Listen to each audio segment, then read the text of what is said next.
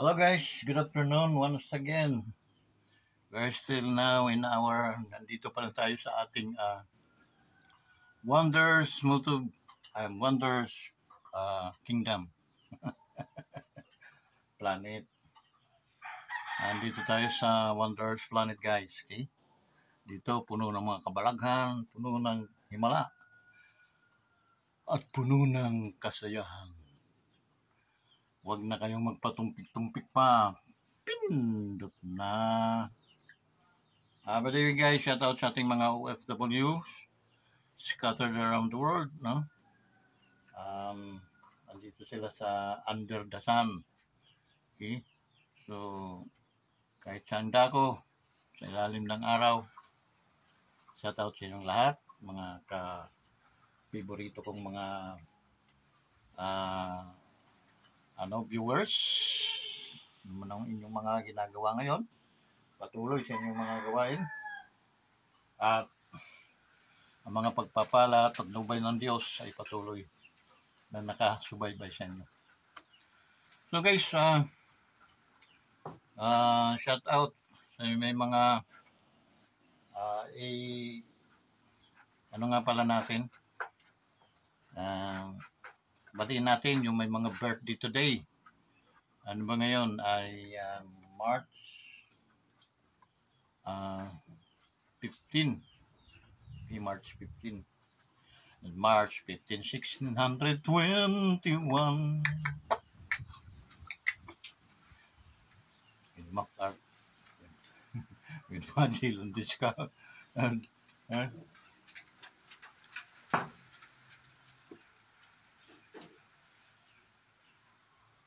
Magellan discovered the Philippines. Okay. So, March 15, today, 2024. Hindi, March 16, March 15, 1621. Doon na-discover ni Magellan ang Pilipinas. Okay, trivia yun ha. Sa mga, hindi na naituturo sa inyo. Elementary, tinuturo na yun. History. Tinuturo na yun ng mga guro. So, yan ha. Na-discovered ang Pilipinas ni Magellan in March 15, 1621. Kaya sa ulo ko yun, may kanta eh. March 15, 1621. When Philippines was discovered by Magellan.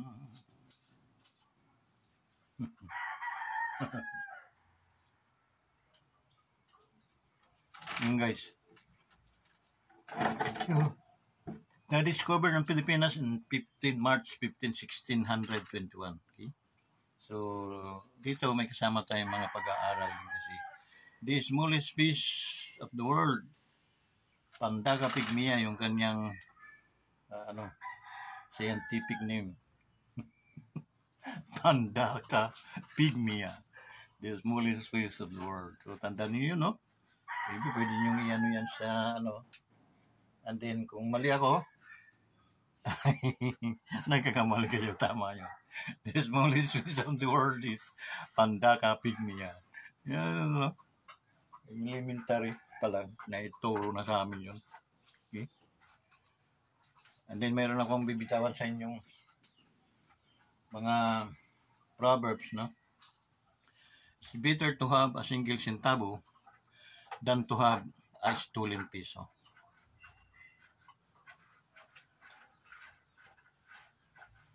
Honesty is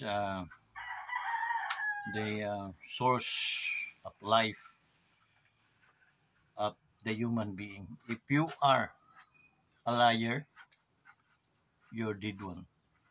Okay?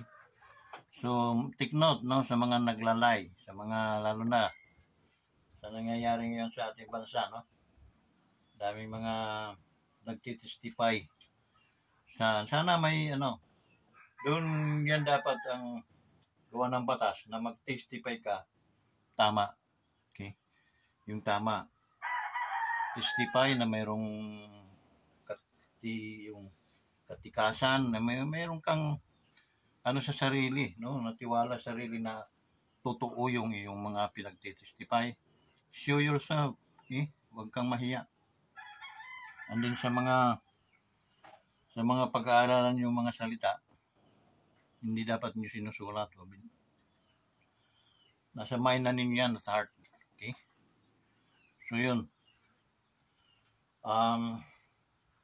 Yung linalaan nating prayer sa ating presidente at saka sa kanyang pamilya, no?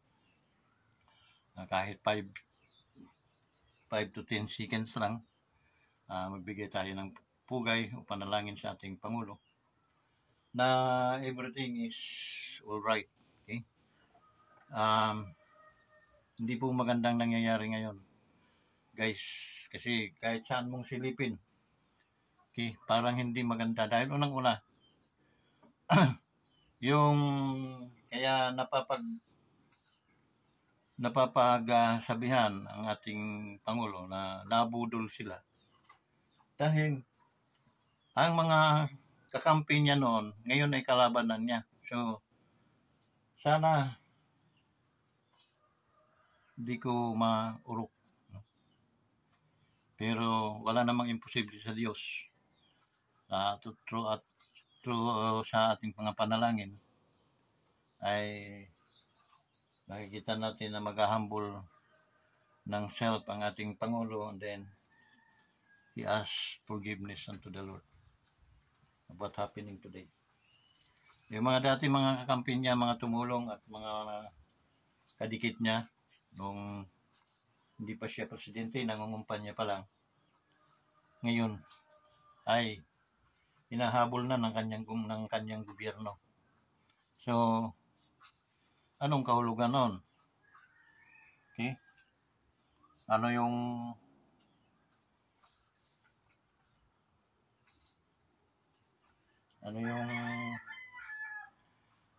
mai-remarks ninyo doon, no?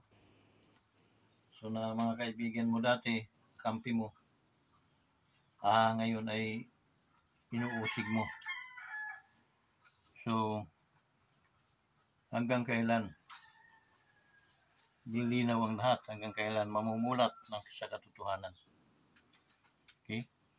So ang tanging lamang nating magagawa ay mag-alay ng panalangin para mabuksan ang mga spiritual na mga bagay-bagay, no? At mabuksan nawa ang tunay na pag-ibig, hindi yung mga tumulong sa iyo, mga pinagkakautangan nyo ng loob ay kakalagkarin mo sa kahiyaan, ay uusigin ng iyong gobyerno. So kahit anino natin ay hiwalay sa atin. Okay? Ang kwento sa mahiwagang shadow ay saan man pumunta yung may-ari ng shadow, nandoon palagi ang anino. Masaya sila, guys, na nagkakasama. Okay? They are in one accord. Okay? Merong ang gandang samahan, magandang may paggalang sa isa't isa. Kaya kahit man siya nagpunta, ang may-ari ng anino ay sinusundan talaga siya. Andun ang kanyang anino. Ngunit dumating ang isang pagkakataon na sinubok ang kanilang mga pagkakaibigan at naging sanhi, guys, ng iniwanan ng anino yung may taglay-taglay ng anino.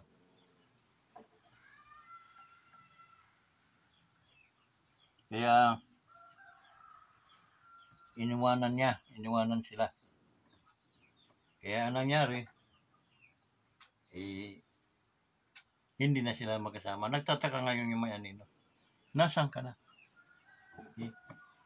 Ganon din ang nangyari sa kwento ng sanglibutang ito between man and God. Okay? pinagbawalan ng Diyos yung tao na huwag pakikialaman yung prutas. Ngunit hindi ito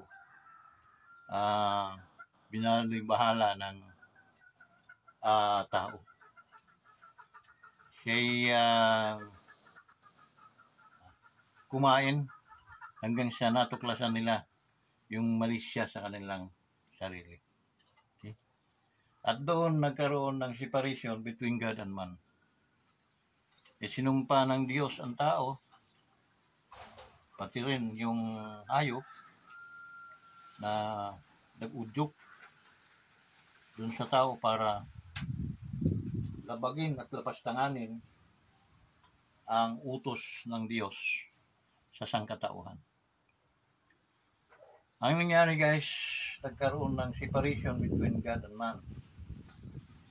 So there is no remedy in that time except you offer a blood of calves, no, doon sa mga alaga ninyong mga baka o kambing o tupa. Mag-uula kayo ng dugo. But what the Bible says, it is only covering the sins of the humanity. Offer sila not to construct or to tawag noon hindi para i-construct yung unity o pag-unite noong relationship between God and man. Okay? The other are doing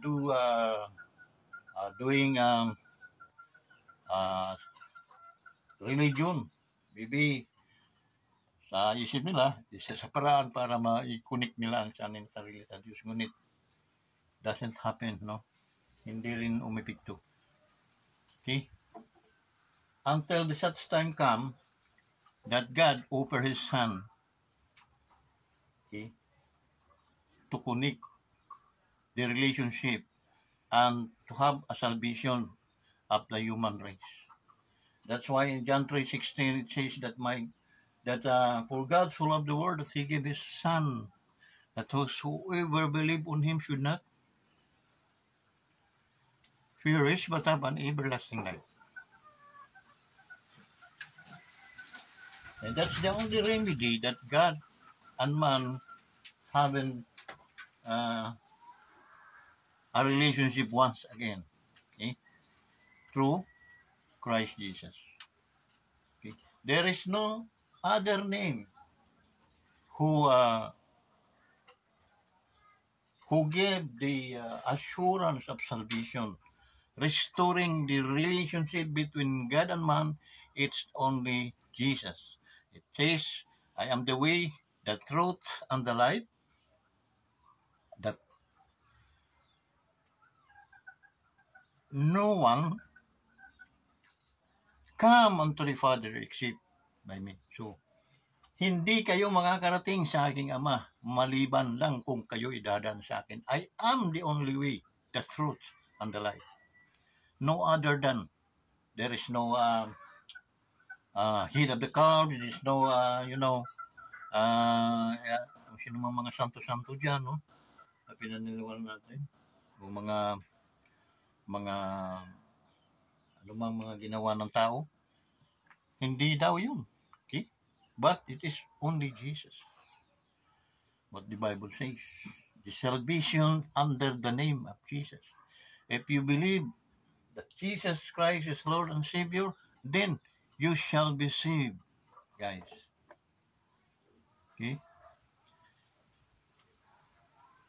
So, nagkaroon ulit ng restoration yung between man and God through Christ Jesus.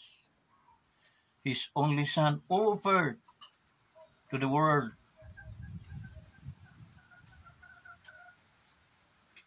in this world,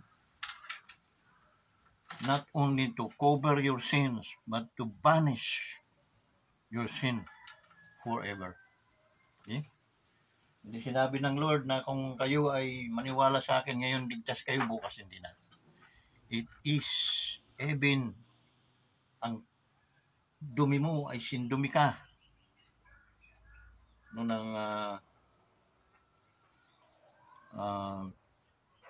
anumang klaseng putik, no? Palilinisin ka na parang nibi. Okay? Sa pamamagitan ni Hesus Kristo na atong Ginoo. So, ganon lang kasimple, guys. Ganon kasimple. Okay? There is no other name under heaven and earth, under the sun, given to us in order to save, in order to restore our fellowship, our communications. In John chapter 1 verse 12, to those who believe, okay, give power to become authority, to become the sons of God. What Apostle Kibuloy says. There is no, wala tayong pagdidibatihan doon. Okay? Yun ang kanyang, and that's it. Okay, that's it. If he is the Son of God because he believed that Jesus Christ is died for him, yes. Ganon din naman tayo. If we are believe that Jesus Christ is dead for us and I accept him as my Lord and Savior, he gave, my God, my Father give me the power or authority to become his son. So it means I can say also that I am the sons of God. Because he gave me a title that land is mine. Akin itong lupa. Ito, Vincent. Yung titulo. Hawakan mo yan. Anong titulo? Jesus. Okay? No other name under the sun. No? Na pwede mong makapagligtas sa'yo, kundi ang pangalan lamang ni Jesus. Ni Hesus Kristo na ating Ginoo. Amen? Yes. That's it. So salvation, your salvation, guys, our salvation is not by the name of other names or the name of, goddess that man made them. I really disagree that. Because there is no only name under this heaven and earth that can save us. It is Emmanuel, the Jesus Christ, okay? The Savior. Okay? That's why restoration of fellowship and communication between God is restored through Christ Jesus. Do you agree with me? Yes. And that is what Reverend Kibuloy says. I don't know him, but by spirit, I am one of them. Okay? So, to those who persecuted him, to those who thrown a bad odor to his name, magsisi na kayo. Because you are not persecuting Reverend Kibuloy, you are persecuting his God. And that's a very wrong, napakahirap. Because in the Bible says in Acts, I don't know what verse, but in the book of Acts, it is hard to kick the pricks to all senators, to all and lower, maawa kayo sa inyong mga sarili. Okay? Yung pag-persecute niyo sa kanilang mga grupo, okay? Ang paggigipit niyo sa kanilang TV and radio station, okay? Isang malaking pagkakamaling yan. Okay? Dahil yung programa, yung kanilang ginagamit yan, religious, ang ginagamit yan para maubos ang mga demonyo dito sa ating mundo, dito sa ating bansa. Demonyo, ano yun? They are fighting for about 52 years. Okay? The NPS, wala namang, ano yun? Baga, walang bearing na. Ano bang paglalaban natin ito? Okay?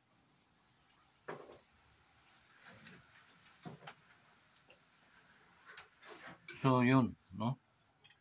And then, ang presidente is matalino. Pero mas natatalinuhan, mas naampawan siya ng talino doon sa mga bubo. Totaling bubo yung mga yun na gumagawa ng hindi maganda. At namumonopoli nila yung pamamalakad ng isang Marcos. And then, so biktima yung ating Pangulo na dapat nating unawain. Dapat nating tulungan sa magitan ng panalangin na sana makalunok ng mga tinidor o kutsara yung ating mga taong napakasama sa ating bansa. Sana makaapak sila ng balat ng saging na isang magiging sanhi ng pagpagabagok ng kanilang mga ulo. Huwag muna silang patayin. Pahirapan muna sila. Okay? Upang hindi na panularan. Upang lahat ng mga tao ay mayroong makikitang batayan. Hindi ka muna. Masama ang karma dyan. Ako'y magpapakatino na. Okay? Sabi pa ni Joshua, me and my family, I continue to worship the Lord. Okay? So, kaysa magpahasa kayo sa masasamang mga bagay, manatili na lang kayo dito sa katinuan. Kahit man tayo ay hindi inaabot ng mga pilak o ginto sa ating mga taguan, ngunit tayo'y masasaya at nakakakain at malulusog. Yun ang tunay na kayamanan. The Bible says, what a profit a man that he gained the whole world. Hindi sinabi niya, even he gained one town, one city. No, hindi. Talagang sinintron niya. Okay? Na, what a profit a man. Na mag-gain mo man yung buong mundo nang ginamit. Okay? Para mamulat ka, natika muna, hindi barangay ang ginamit nito, hindi rin syudad, hindi rin province or town. Talagang hindi rin region. Talagang mundo ang ginamit. Okay? Dahil wala talagang kapalit ang iyong kaluluwa. Kahit mapasayo pa ang buong kayamanan ng ating buong mundo. Di kayo na doon? Okay? Na-alarma?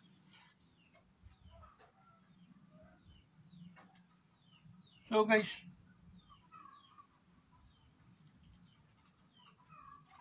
maging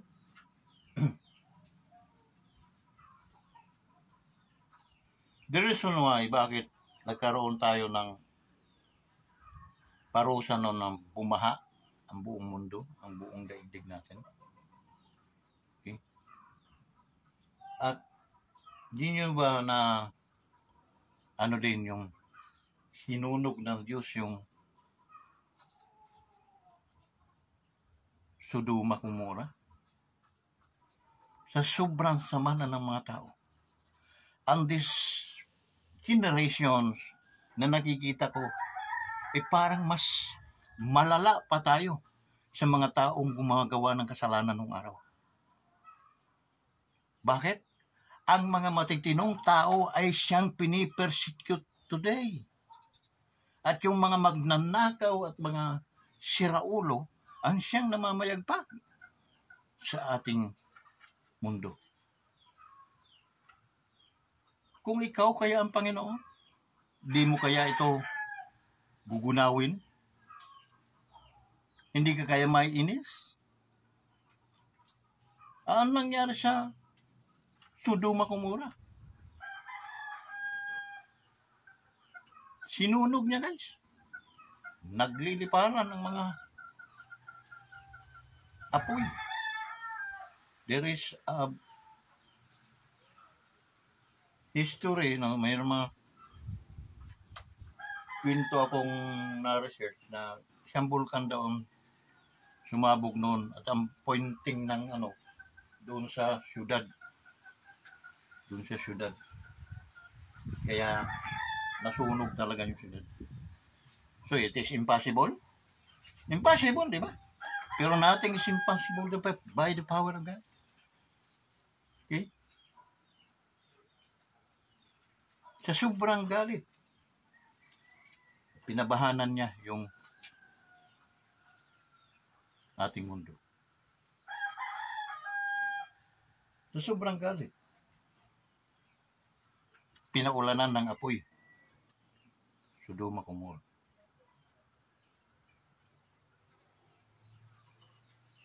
Bakit? Ang tanong, bakit? It because they are doing bad. What we did today, that's the reason why na sila ay pinarusahan. Kailangan nyo bang maparusahan muna para tayo tumino, lumuhod, tumiklop, at manalangin sa Diyos? Ganun ba talaga muna ang ating kailangan muna nating nanamin yung parusa ng Diyos because of our wickedness?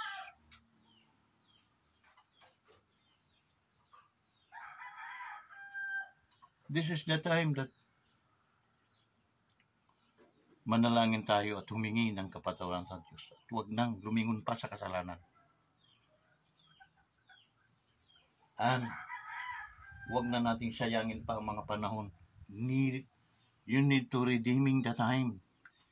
Redeem the time because the days are so evil. Guys.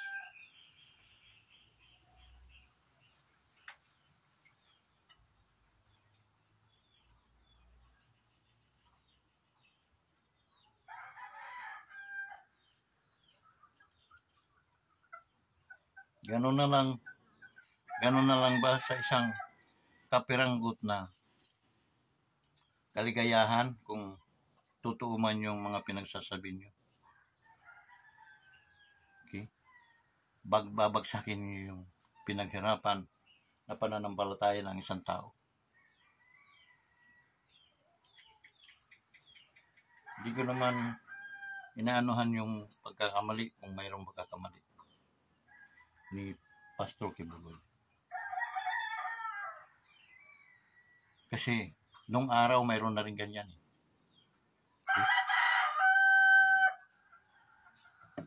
Fornication, mga ganyang But that's not an immortal sins.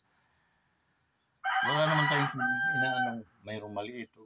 Malaking kasalanan pa rin yun. Now, may timbangan po tayo eh. That's why mayroon tayong husgado na nag-uhusga kung ikaw ay nagkamali at hindi. Hinihimok kayo ni Pastor Kibuloy na magdemanda kayo para doon sa tamang hukuman. Walang mga chichiburichi na maririnig na akusahan ka, hindi pa iniimbestigahan, hindi pa inaanuhan yung kaso, pinapile yung kaso, ikaw ay hubot-hubad na sa kanilang paningin. Napahiya ka na. Pero mas matinding balik sa inyo yan. Nagtanim kayo ng ganyan aani din kayo ng ganyan. Okay? Alam natin kung sino-sino ngayon. Okay? So that's why abangan natin. Abangan din natin yung mga kabanata. Dito na lang guys at maraming salamat sa inyong patuloy na pagsubaybay sa ating programa dito sa ating Wonders Motovlog TV. Sa mga kaibigan, mga kasangkayan, mga kabugtuan, mga higala, mga kamahalan, mga hindi pa subscribe, kindly subscribe. Huwag na magpatumpik-tumpik pa. Pindutin mo na. Libre naman yan eh. So yun, like and share. Masaya na ako noon. Yung ganyan, click lang nyo yan. Okay?